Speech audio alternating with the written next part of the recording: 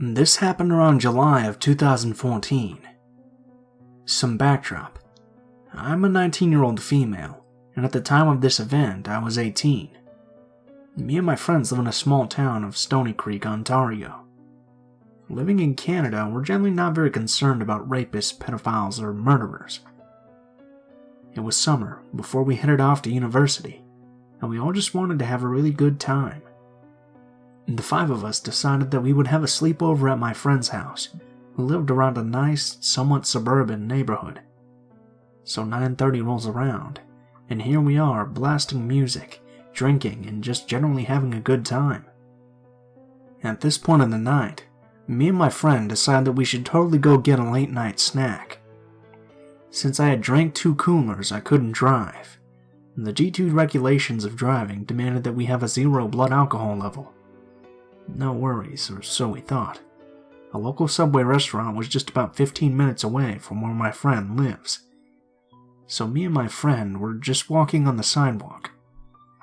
My friend, being a little drunk, decides to talk in a really loud and obnoxious voice about how hungry she is. Sadly, the alcoholic high that I was feeling begins to fade quickly, leaving me to contend with a drunken, overactive teenager. As we're walking, we hear rustling. We look up to see a man sitting on his porch just staring at us. This guy looked vaguely familiar to me, but I just couldn't pinpoint where I'd seen him before. He looked relatively tall, had black hair, and was a tad bit overweight. As we were passing him, I noticed that he kept on looking at my friend. I kind of shrugged it off, and thought maybe he found her attractive since she was short and looked way too young to be 18. Older men were just typically drawn to her. As we were walking just past his small white house, I hear him call after us. I turn around, and there he is in a gray shirt, black sweatpants, and just creepily staring at us. As we came to a stop, he proceeded to ask us where we were going. Before I could muster a more benign response, my friend happily tells him that we're going to Subway for a snack. She's not usually the type to act this sociable, and is being totally oblivious to the weird vibes this creep is giving off to me. As his piercing gaze lands back onto my friend, he goes on to ask how old she is. Now I really start to feel scared. I know when an older man asks about a young girl's age, nothing good can come from the situation. I try to signal with my eyes to her not to answer, when she stupidly blurts out that she's 18 years old. The creep's eyes flicker for a second from her response. He tells her that she looks younger than 18, to where she giggly replies that she often hears that quite a bit. At this point, I just want to leave badly. This guy is approaching closer to my friend, and I grab her arm, pulling her towards my side. The guy finally looks back at me and asks us if we want to come join him on his porch. I quickly muster a no as I try to push her down the sidewalk. But before I can turn around, he looks back to my friend and says in a deep, raspy voice that he'll see her again before the night is over. I look down at her, and the terror is clearly drawn on her face. Now I know we need to leave. I holler in front of me, and we speed walk to Subway, which is just about 6 minutes away. As I look back, I can see the creep staring her up and down, just before he looks to me. He opens his mouth in a shiver-inducing smirk, which bares his teeth. He then proceeds to nod and turn back up to his porch steps. I'm basically running by now, carrying my pale-looking friend with me as we walk into Subway. Quickly, I recite the orders to the lady behind the counter, urging her with my eyes to pick up the pace, because I just want to get back to my friends. As the woman goes about making our subs, I feel shivers run across my skin. I turn my head to the side, and as I look out the windows, I see that guy again.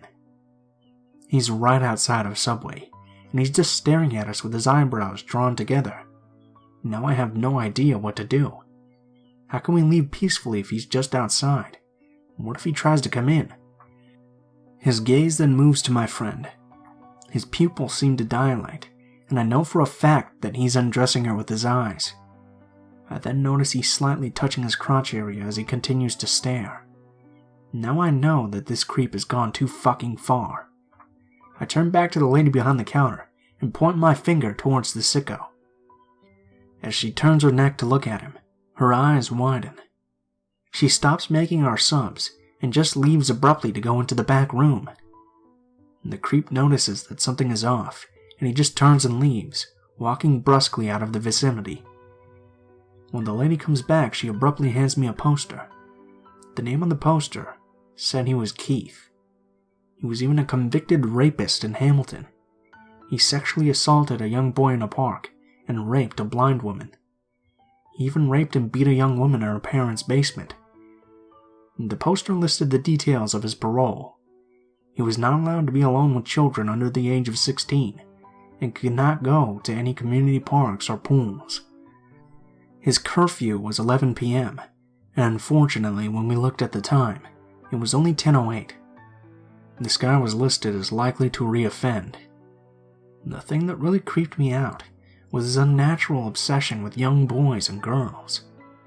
That's why he was so fixated on my friend. We didn't know whether to notify his parole officer, since he technically didn't breach any of the conditions of his parole. We also didn't want to get in trouble for our parents for underage drinking and walking around at night, so we decided to just keep it to ourselves. Shortly after, I called my friend to come pick us up, because there was no way I was walking past his house again. This creep was the epitome of evil. He told the reporter that he calls his condition the devil's curse. He has to meet with a therapist once a week just to keep his sexual urges at bay. Thankfully, he was arrested a few days later for a breach in curfew.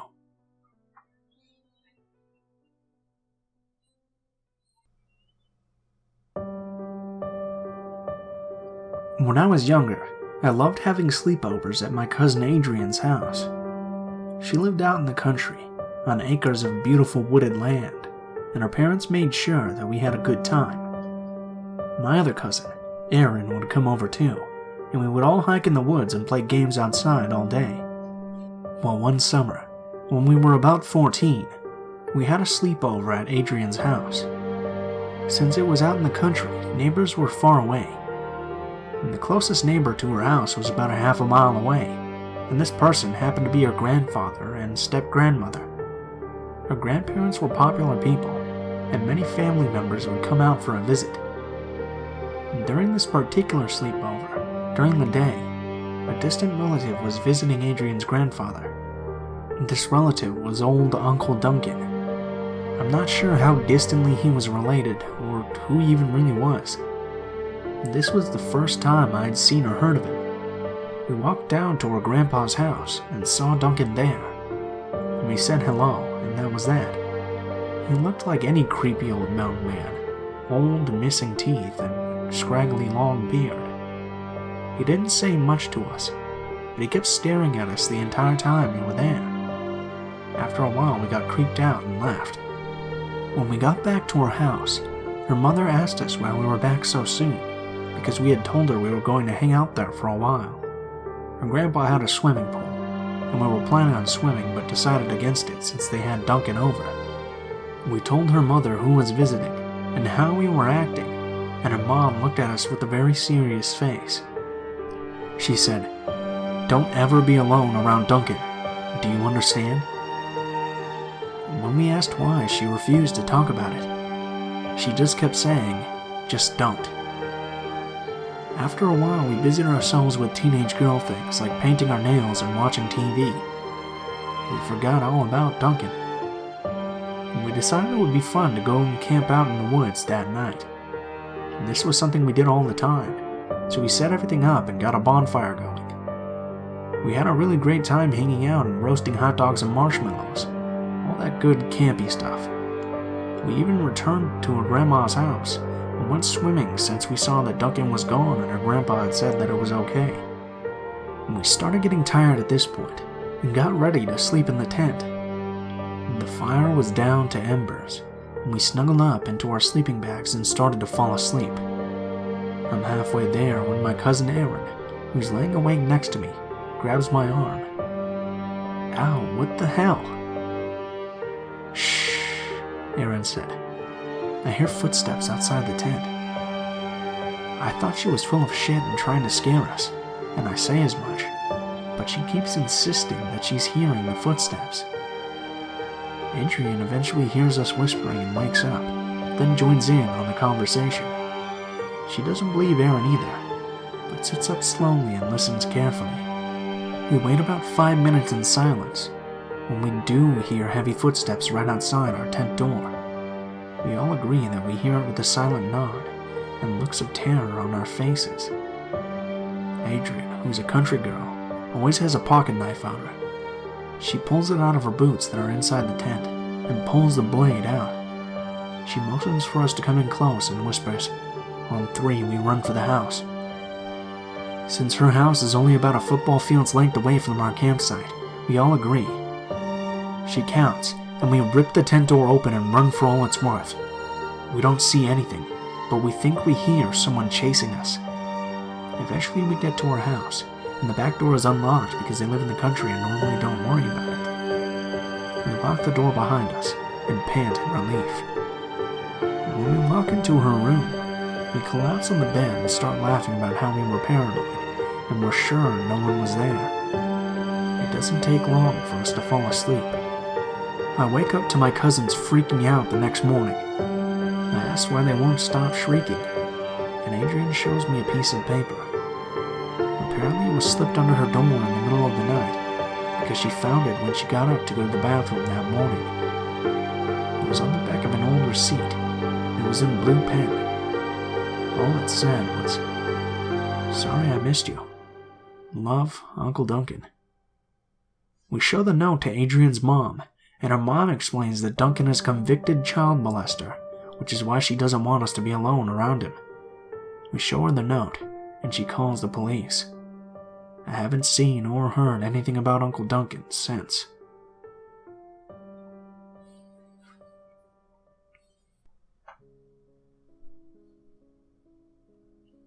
I've posted here before, but because I was a reckless child, I wanted to share another story with you.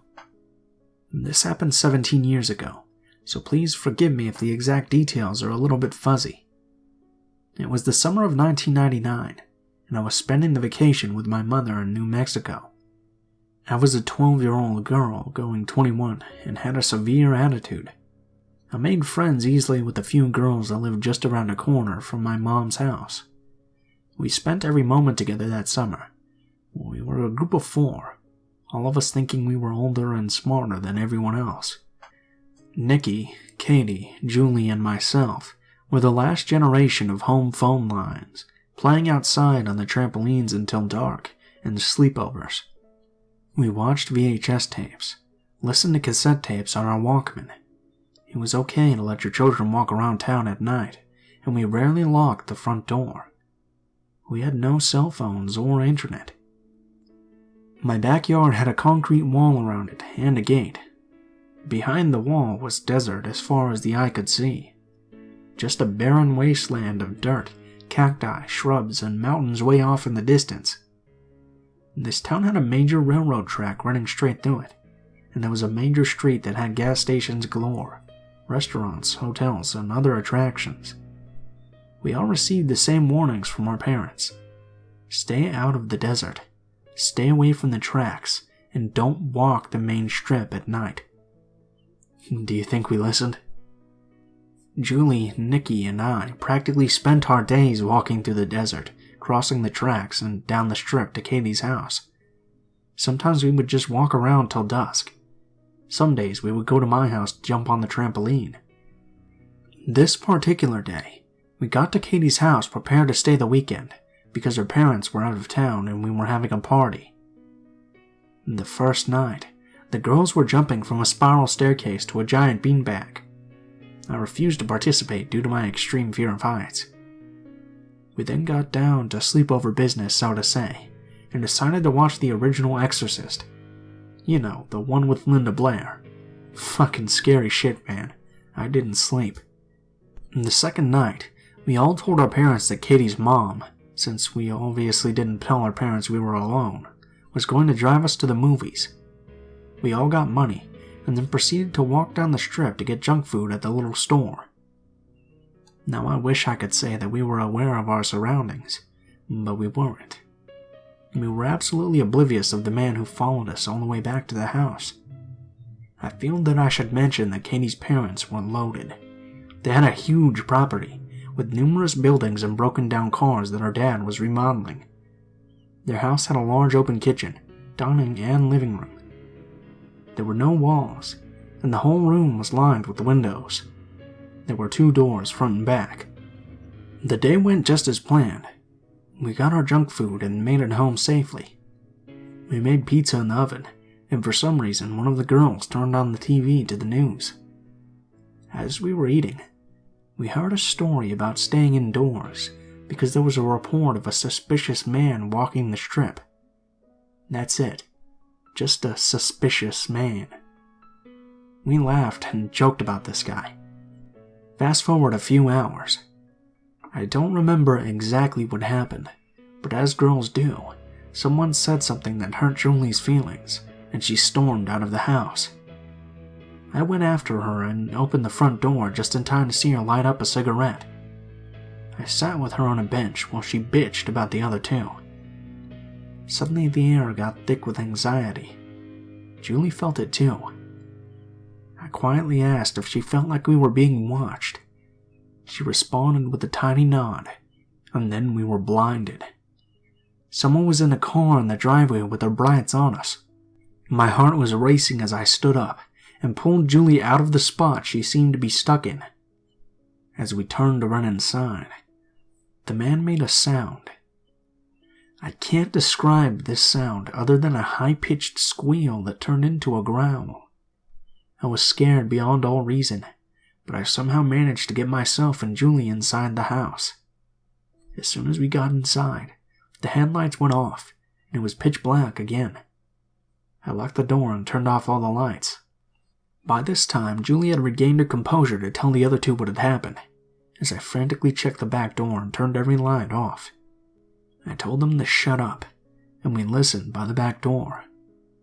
I heard the car door close, and I was praying to God that he would go away. Then right by my cheek, the door handle started to turn slowly, then frantically. I crawled away from the door and moved to where my friends were. For the next 2 or 3 hours, we sat still as stone and listened to this man bang on every window and door trying to get inside. The phone was located across the room, right next to 2 windows. I finally got up the courage to run to the phone, and I called my mom. I told her that we were all alone, and that someone was trying to get inside. I hung up with her and waited. Julie screamed to the man that we called the cops, and all of a sudden the banging stopped. We sat and waited, listening to him get in his car. And then, that sound again, and the squeal that turned into a growl, and then he was gone. My mom and stepdad showed up and checked the whole place out. They found tire tracks and cigarette butts in the driveway where his car was, proving he had been watching us for quite a while. The truly scary part was that there were scratch marks all over the doors and windows. Needless to say, Katie spent the rest of the weekend at Nikki's house and had a great story for her parents when they got home. Our parents didn't punish us for lying and being reckless. I guess 2 hours of torture at the hands of a madman was enough. We made a report to the police, but the man was never caught.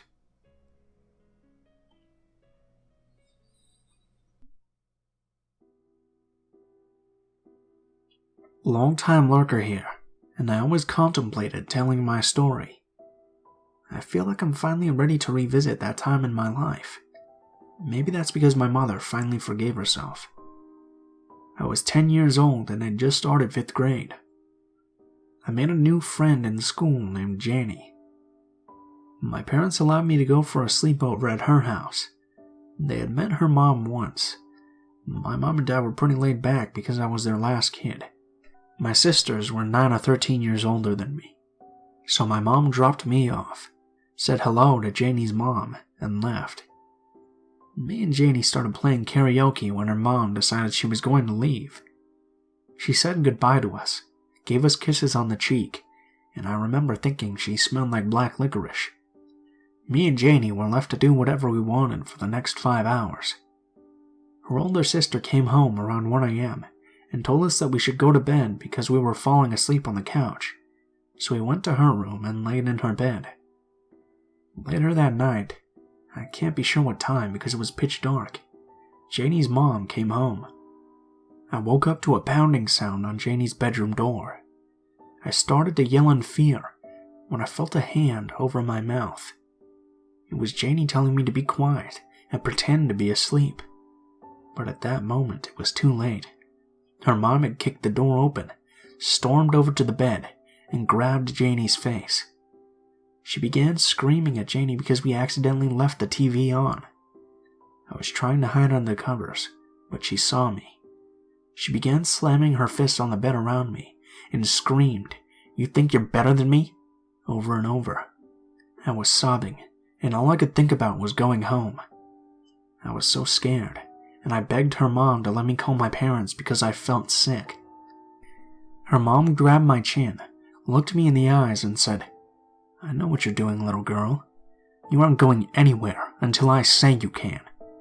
She stormed out of the room, slamming the half-broken bedroom door behind her.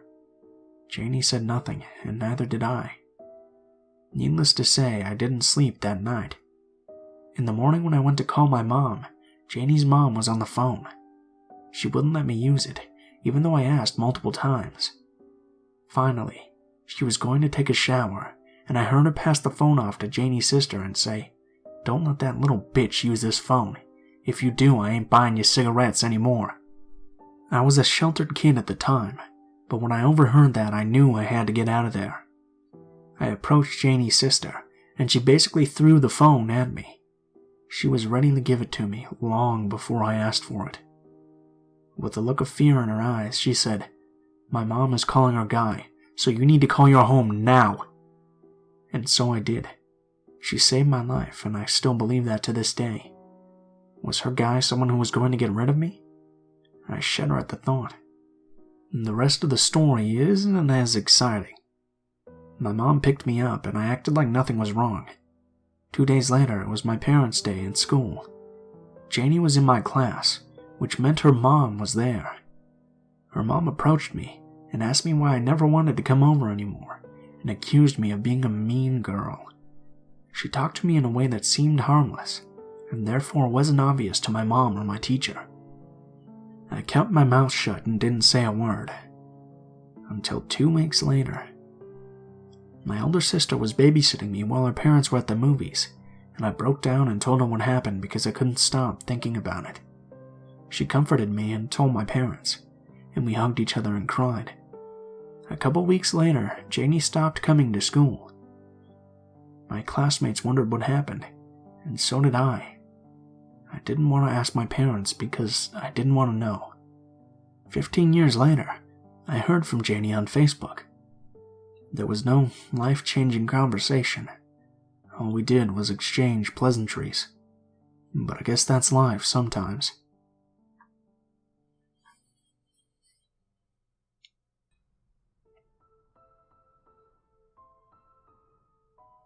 What is up, guys? Blue Spooky here, as always. I just wanted to thank you guys so much for watching, especially if you made it this far to the end of the video.